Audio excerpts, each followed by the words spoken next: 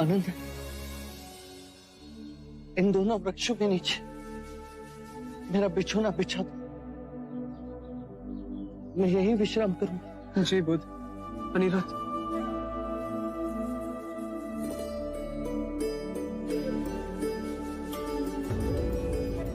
अनिरुद्ध, धर्म का स्वभाव तथागत है।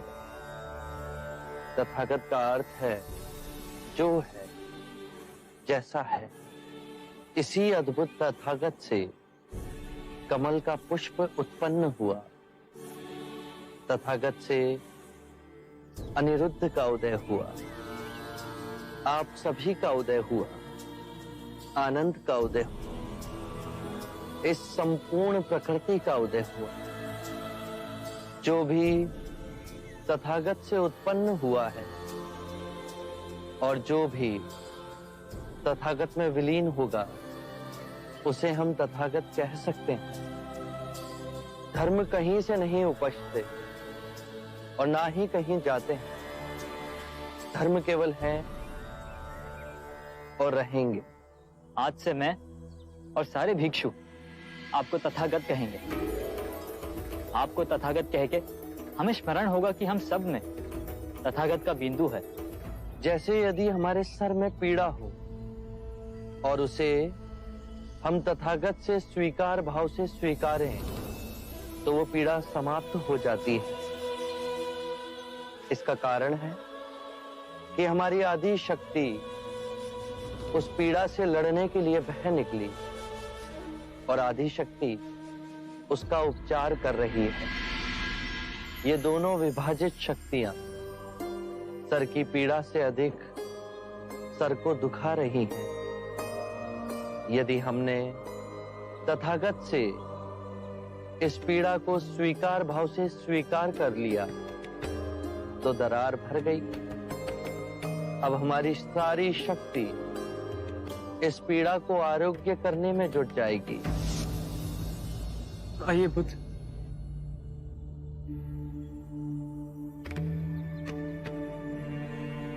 बुध, अपने जीवन में अदृश्य सत्य को भी अपने में यथार्थ कर हम दीन आत्माओं को दिखाया है। आनंद, मेरा सिर उत्तर की ओर होना चाहिए। मैं दाईं ओर लेटूंगा। जी बुध।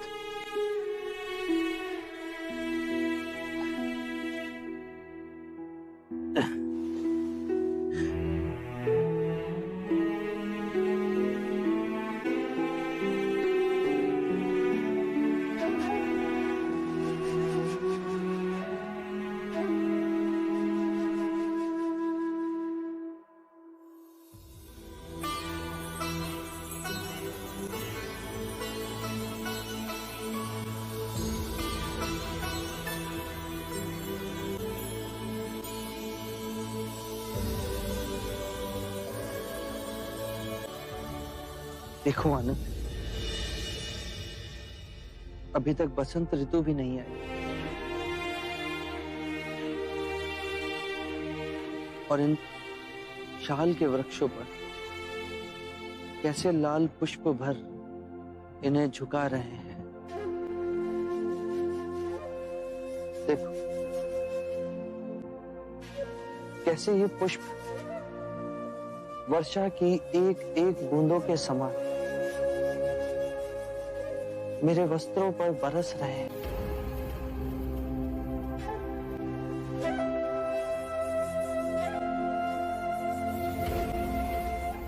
कितना सौंदर्यवान है ये वन। और वहां पश्चिम से अस्त होते सूर्य की किरण कैसे हर ओर अपना प्रकाश फैला रही है। क्या तुम साल की इन टहनियों में बहती वायु के संगीत को सुन पा रहे हैं? मेरा हृदय तो ये सब देख आनंद से विभोर हो गया है। मेरे प्रिय भिक्षु, यदि तुम सच्चे हृदय से मेरे प्रति आदर और आभार व्यक्त करना चाहते हो तो धर्म को ही अपना कर्म बनाओ। हर क्षण को ध्यान में जियो।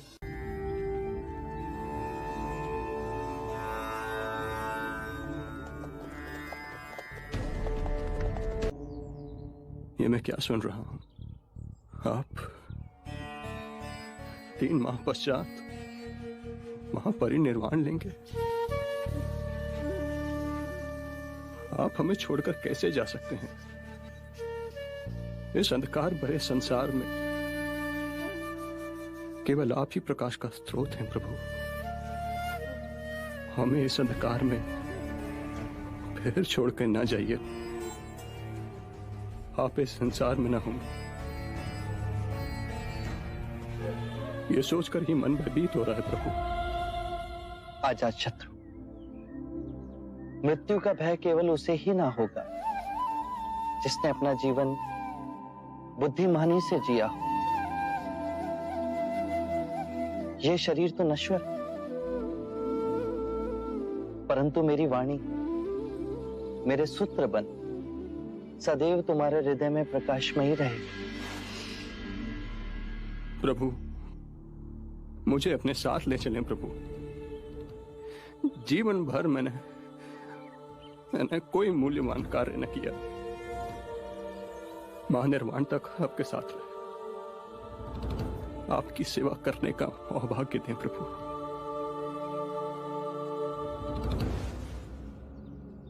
अजात शत्रु, यदि तुम मेरे साथ चल पड़े तो तुम्हारे प्राणों से भी अधिक प्रिय मगध का क्या होगा? तुम राजा हो तो अपने राज धर्म से कैसे विमुख हो सकते हो? तुम पर कितने मनुष्यों का उत्तरदायित्व है और यही तुम्हारा धर्म है। अजात शत्रु, अपने धर्म को ना छोड़ो। मैंने तुमसे कहा था ना, यदि राजा धार्मिक हो राज्य करेगा तो सारी प्रजा धार्मिक हो जाएगी। जब आंखें खुली तभी सवेरा हो जाता है। स्वयं को सुरीला बना। जब सुरीले हो जाओगे तो अपने अंदर धर्म का उदय पाओगे और उस धर्म से ब्राह्मण, मंत्रीगण, गृहपति सब कंपित होंगे, सब तरंगित होंगे। और जब वो धार्मिक हो जाएंगे तो सारी प्रजा धार्मिक हो जाएगी। प्रभु, आपको फिर न देख सकूंगा। इस भय से मेरा दम घुट रहा है प्रभु। जीवन जीने का एक ही रहस्य है, स्वयं को भय से मुक्त कर दो।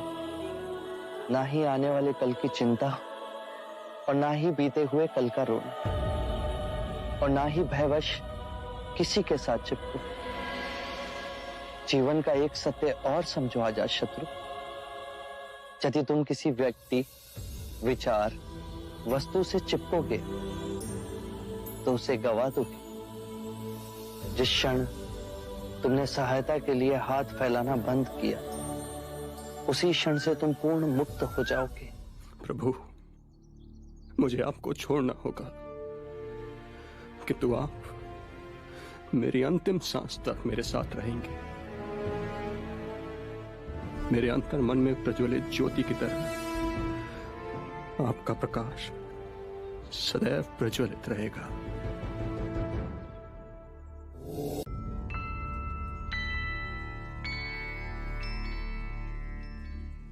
अनिरुद्ध, हम जब भी भिक्षा लेने जाते हैं तो कोई ना कोई अक्षय बुद्ध के विरुद्ध सुनना पड़ता है। बुद्ध तो गजराज की गरिमा से चले और जिन सब ने उन पे मिट्टी फेंकी है, हाथ तो उनके मैले हुए हैं। तुम्हें स्मृति है कि वैशाली के ब्राह्मण का बुद्ध ने कितनी सरलता से उत्तर दिया था।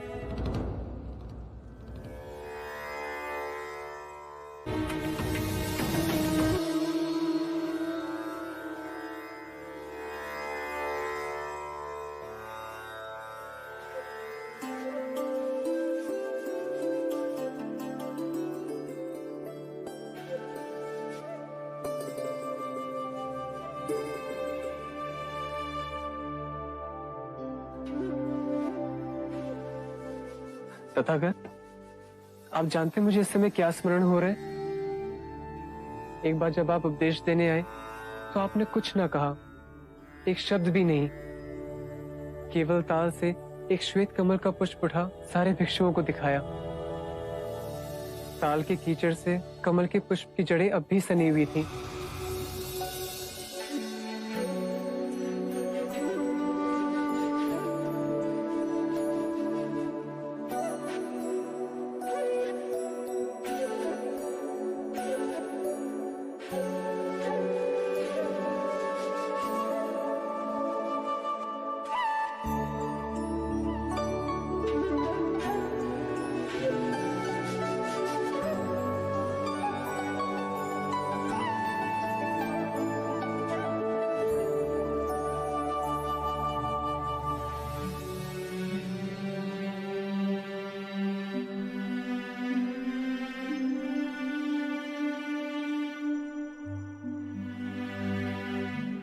उसे पुष्प सूत्र कहा गया। हम तो कुछ न समझ पाए, पर महाकश्यप वो आपका संदेश समझ गए। जो शब्दों से कहा जा सकता था वो मैंने भिक्षुओं से कह दिया, और जो शब्दों से नहीं कहा जा सकता था वो मैंने महाकश्यप को सौंप दिया।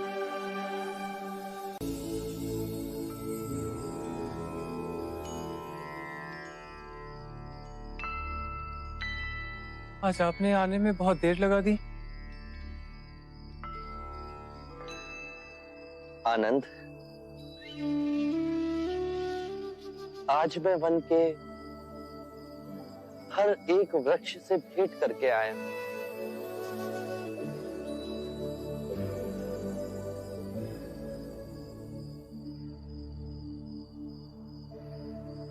हर एक वृक्ष में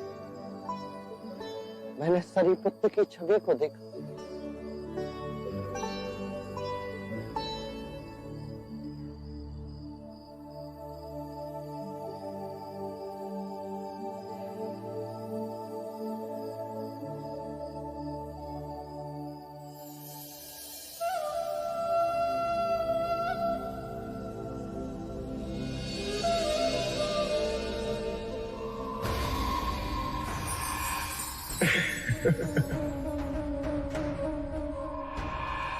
तुम्हारा नाम सिद्धार्थ नहीं, प्रश्न होना चाहिए था।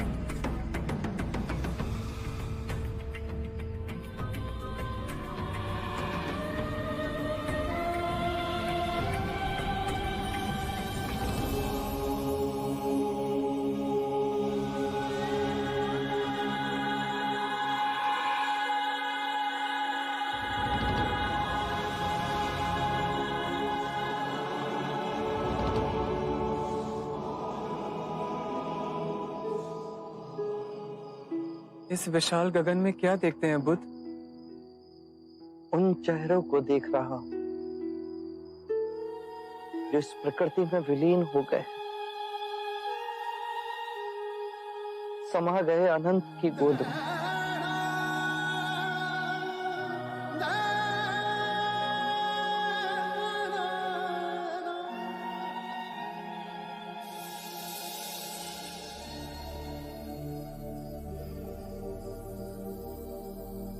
आनंद, अब हम यहां नहीं रहेंगे, हम वैशाली जाएंगे, समीपस्थ वन होते हुए।